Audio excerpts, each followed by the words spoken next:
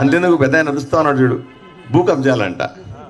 143 ESI plot నెంబర్ని విజయలక్ష్మికే వాళ్ళ ప్లాట్ను వైఎస్ఆర్సీపీ నాయకుడు వెంకటేశన్ ఆయనంట అమ్ముకునేసాడంట. మన ఇల్లు వాళ్ళు ఎట్లా అమ్ముకుంటారు చూడండి, ఎట్లా విచిత్రంగా చూడండి.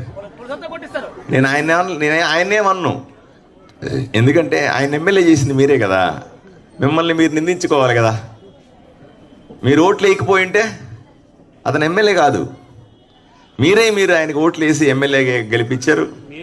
ఈరోజు మళ్ళీ వచ్చి మనం ఓట్లు వేసాం కదా, మన ఇళ్ళ మీదే పడుతున్నాడు వచ్చి, ఇది నీ ఇల్లే కాదు బొమ్మంటున్నాడు.